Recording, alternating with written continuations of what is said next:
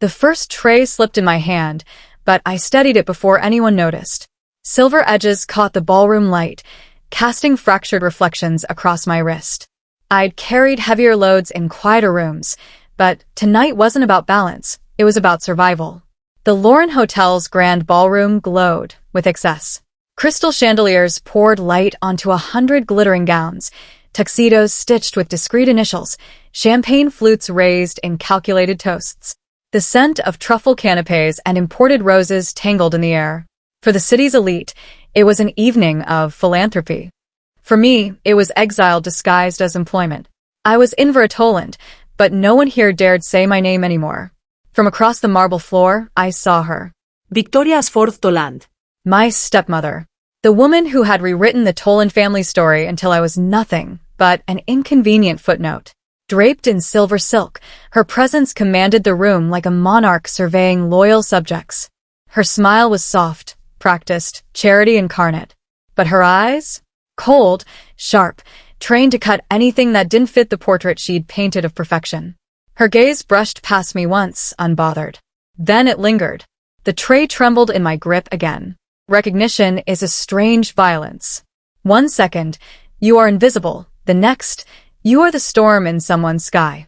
She froze mid-sip. The champagne at her lips glistened, but didn't move. Cassandra, her daughter, my stepsister, leaned close, whispering urgently. Diamonds winked at her wrists like they, too, were in on the joke. I didn't need to hear the words. I already knew them. She doesn't belong here. The orchestra swelled.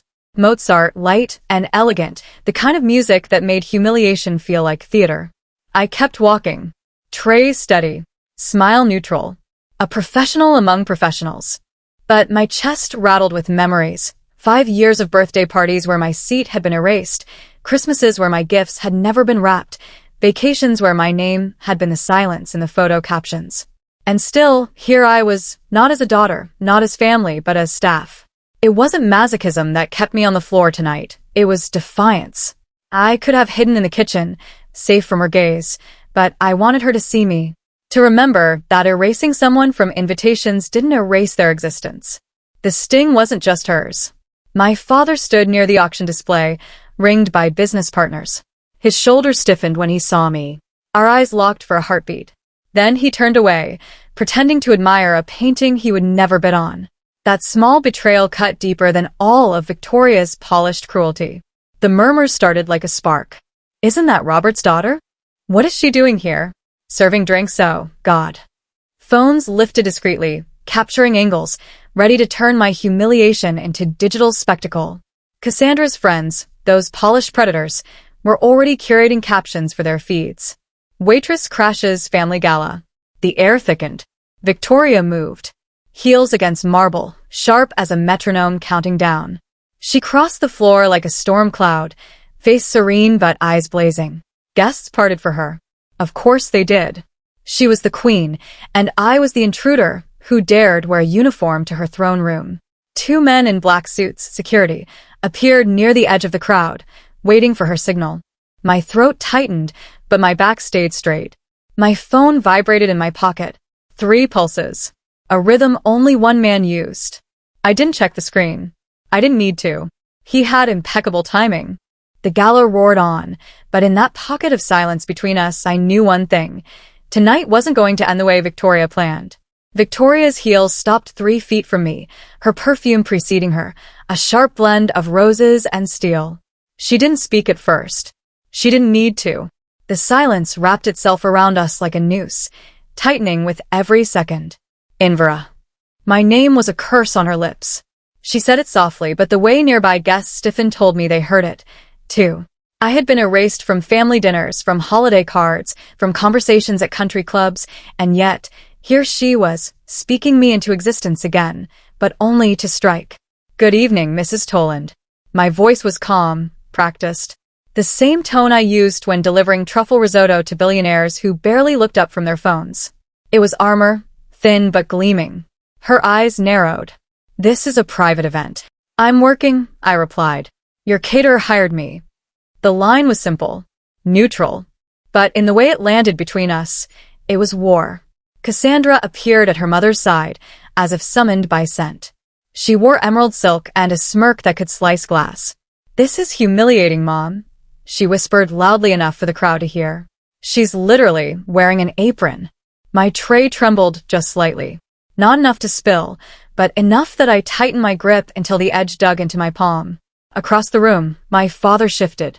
He wasn't looking at me, wasn't looking at Victoria either. He stared at the floor, the posture of a man who had made too many cowardly choices to stand upright. The whispers spread like perfume spilled on marble. "She dropped out of her MBA, didn't she? Became a waitress," I heard. "Robert's stepdaughter." The disappointment. Every word was a pebble thrown at glass. Each strike threatened to splinter my composure. The orchestra's notes blurred into background static. Guests angled their bodies subtly, making space, creating an impromptu stage. Phones hovered, hungry. A scandal unfolding live. Victoria's smile sharpened into something deadly. She gestured toward the security guards with a flick of her wrist, the kind of movement that had toppled staff careers before. "I think you're lost," she said, her tone honeyed but hollow. "This is the main ballroom. Staff belong in the kitchen." The guards began moving forward, careful, professional. One extended a hand as if inviting me to dance, though we both knew he was preparing to remove me. Heat climbed my throat. I wasn't afraid of being dragged out. I was afraid of what it meant. For me. For the restaurant. For everyone who depended on this contract. One wrong word, and it wasn't just my pride on the line, it was their livelihoods. And then there was my father. He could have stopped this. Just a word, a gesture. But he didn't. He never did.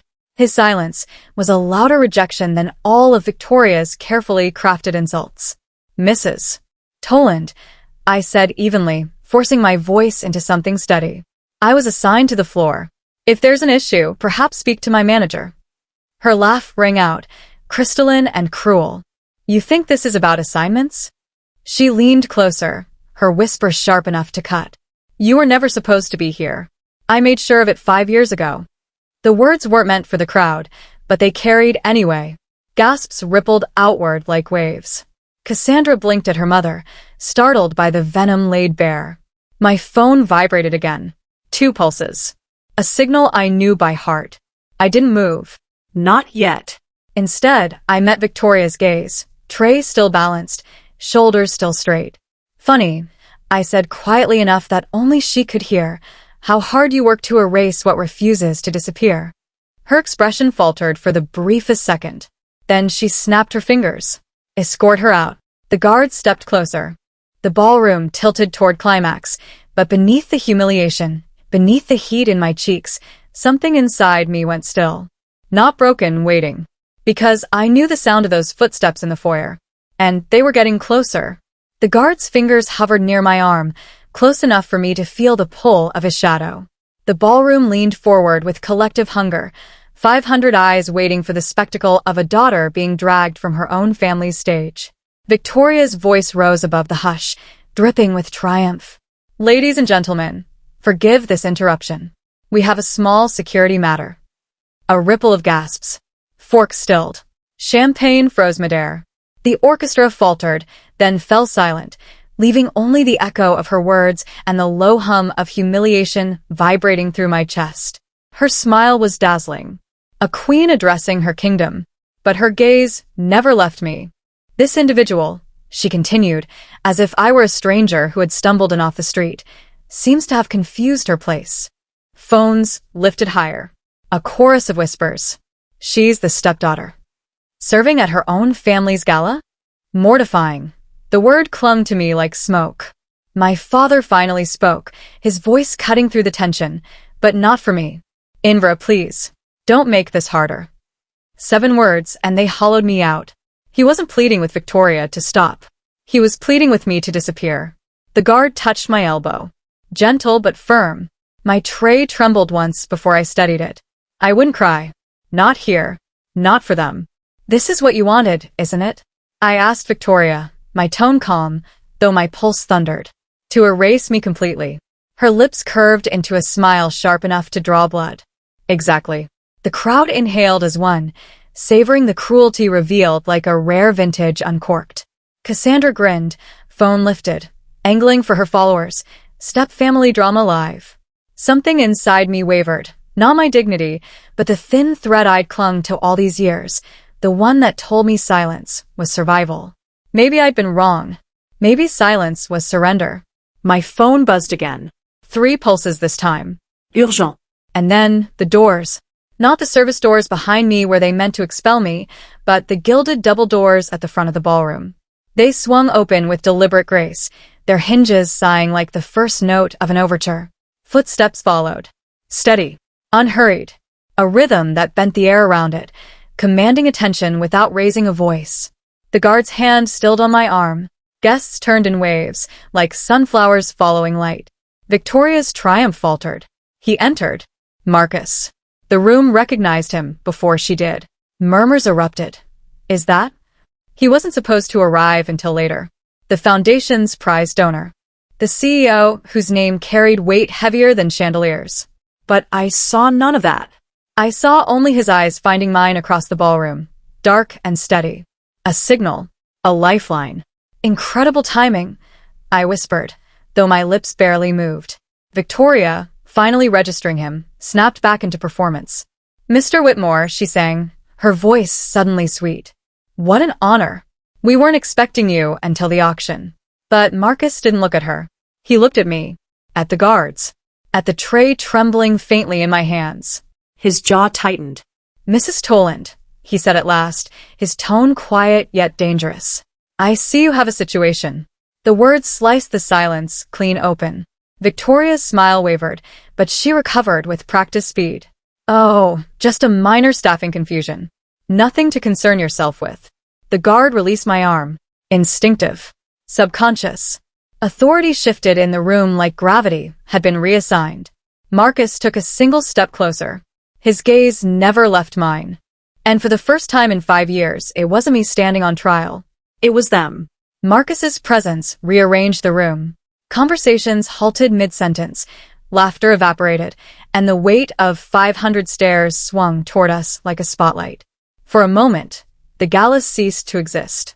It was only him, me, and the woman who had spent years chiseling me out of her perfect marble statue of a family. Victoria's mask slipped, just for a heartbeat. Panic flickered before she reset it, her smile reassembled like porcelain glued back together. Mr. Whitmore, she cooed, gesturing toward the guards, please ignore this distraction. She is staff. And, unfortunately, she seems to have mistaken her boundaries. The word landed like a slap. Staff. I wasn't her daughter. I wasn't even human in her eyes. Just the help. Marcus didn't blink.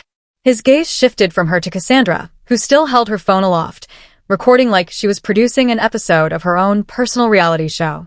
The smirk faltered when he looked at her. He didn't need to say a word. The silence itself stripped the performance from her face. Interesting, Marcus said finally. His voice was conversational, but each syllable carried an edge sharp enough to draw blood. I was under the impression this was an event to celebrate generosity and compassion. A ripple moved through the crowd. They leaned in, hungry, like theatergoers sensing the second act turning dark. Victoria's laugh was light, brittle. Of course, of course. You know how these things are, small mishaps. He cut her off with a glance. Not loud, not rude, but final. A mishap? The orchestra hadn't resumed, and in the silence, his words dropped heavy as stones into still water. She isn't supposed to be here, Cassandra blurted, breaking under the pressure. Her voice carried, amplified by the hush. She's just catering. We have standards about who mingles with our donors. Standards. There was again. A single word, repeated like a mantra. I felt the burn of every eye in the room crawling over me, dissecting me into fragments. Yale graduate, failed MBA, waitress, daughter, disappointment. I should have shrunk.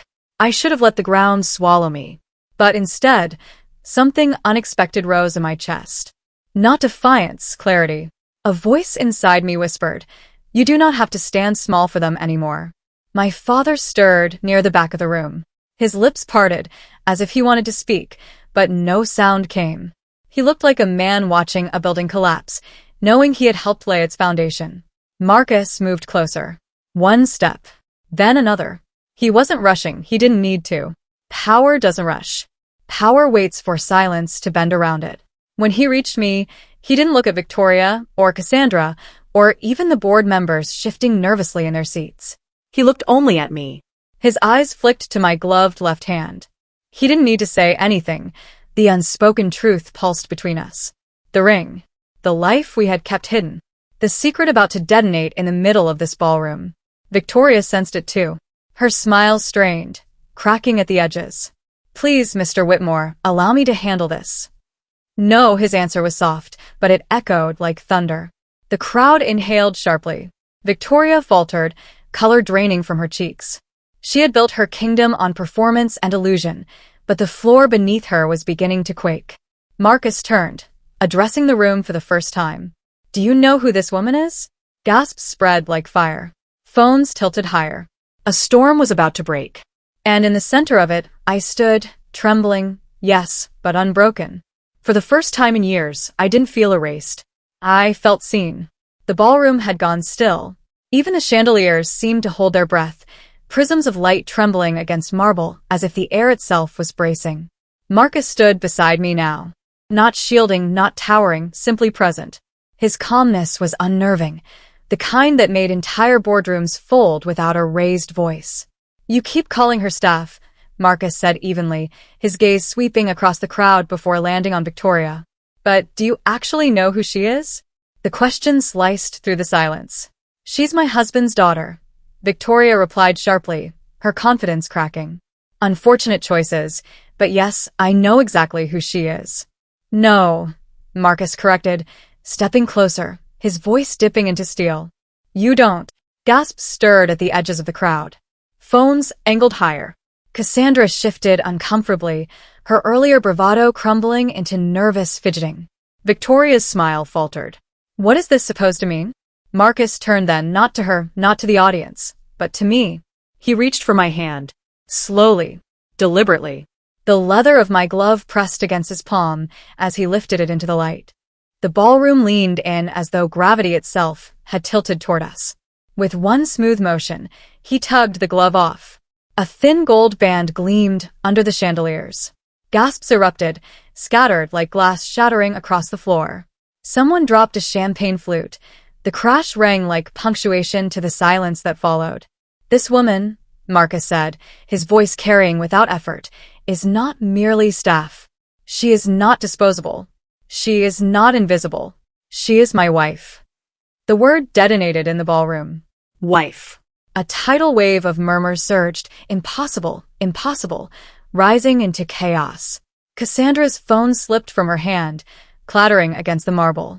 Her mouth opened, closed, useless. For once, she had no script.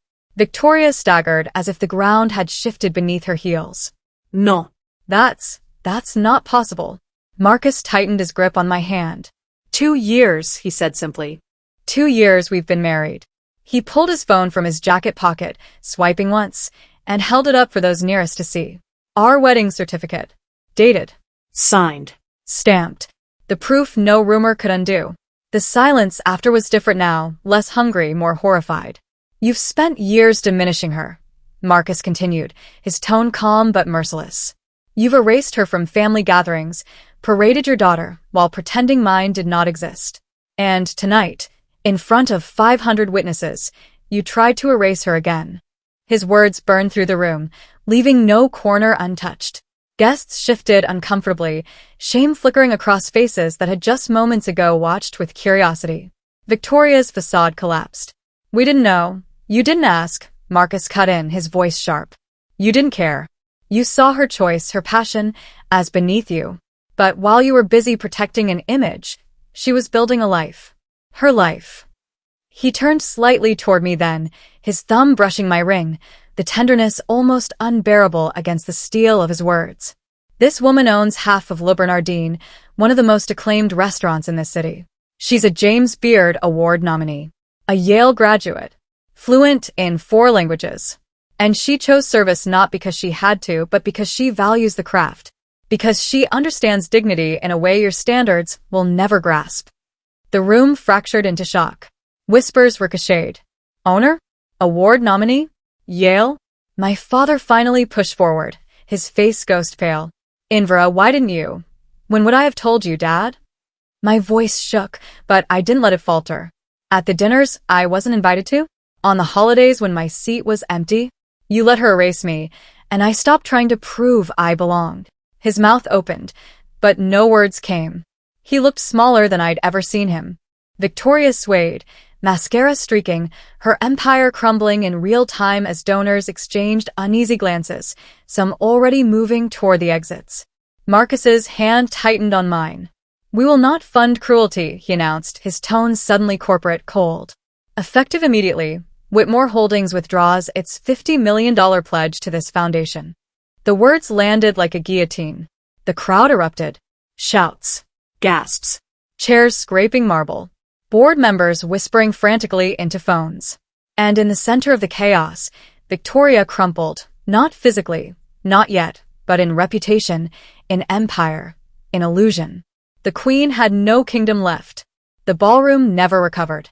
No matter how loudly the quartet tried to resume, no matter how quickly waiters poured fresh champagne, the spell of elegance was broken. Phones streamed live to an audience far beyond those crystal walls, hashtags already blooming in digital soil. Hashtag Gala scandal. Hashtag waitress to wife. Hashtag Victoria exposed. I stood in the center of it, no longer holding a tray, no longer bowed beneath the weight of silence. My hands were free, one clasped in Marcus's, the other bare, ring gleaming under the chandeliers like truth made visible. Victoria's lips moved, but no words came. The microphone lay abandoned at her feet, buzzing with feedback, a shrill soundtrack to her unraveling. Cassandra crouched to retrieve her fallen phone, but when she looked at me, the usual cruelty was gone, replaced with something she didn't yet recognize. Fear. Donors whispered. Then they left.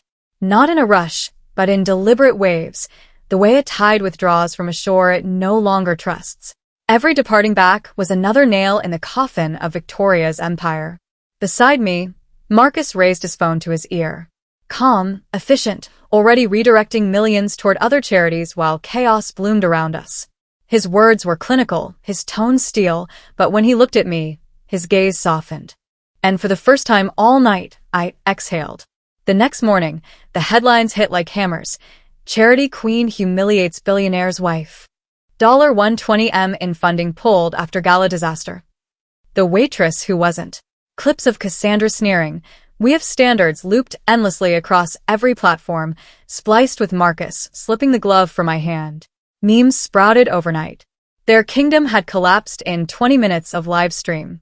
I should have felt triumphant. But triumph wasn't the word. What I felt was something quieter, heavier, like standing in the ashes after a fire, grateful to be alive but still smelling the smoke. 3 days later, my father called. His voice was smaller than I remembered. "Can we meet?" Just the two of us. We sat in a coffee shop my mother used to love. The same booth where she taught me to stir sugar into cocoa until it dissolved. He looked older, his shoulders sagging, eyes rimmed red. "I should have protected you," he said without ceremony. His hands shook as he wrapped them around the paper cup. "I thought if I kept the peace, it would pass. But I see now, I chose her comfort over your existence. And I lost you." The words cut, but they were honest, and honesty was something he had not given me in years. "Yes," I said quietly. "You did." His breath shuddered, but he didn't defend himself. He only nodded, as though the truth was punishment enough. "Can you forgive me?" Forgiveness. The word hung between us, dangerous, fragile. I thought of the little girl who had once clung to his hand at piano recitals, who had believed her father would always choose her. I thought of the woman who had stood alone at holiday dinners, scrolling through photos of gatherings she hadn't been invited to. "I can try," I answered. "But it has to be just us. No more shadows. No more her." He closed his eyes, and when he opened them, there was a kind of relief in his grief.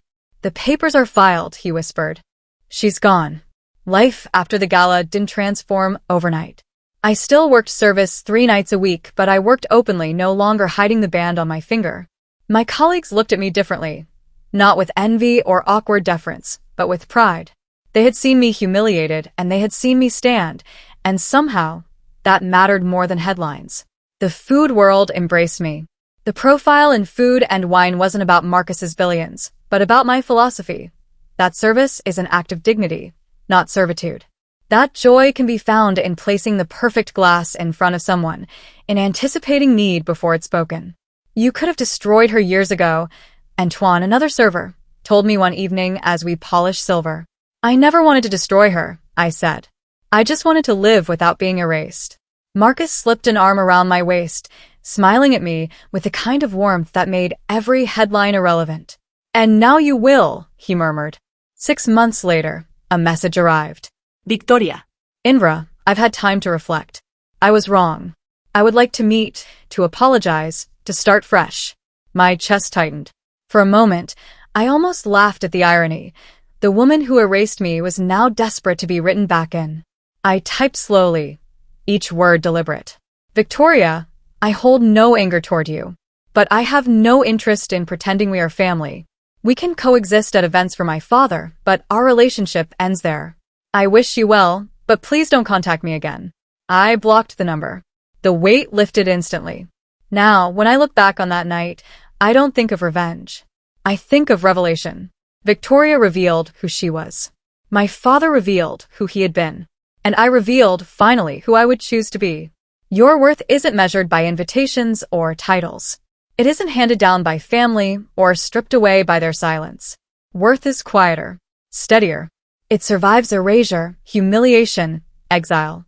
It waits, patient, until you see it for yourself.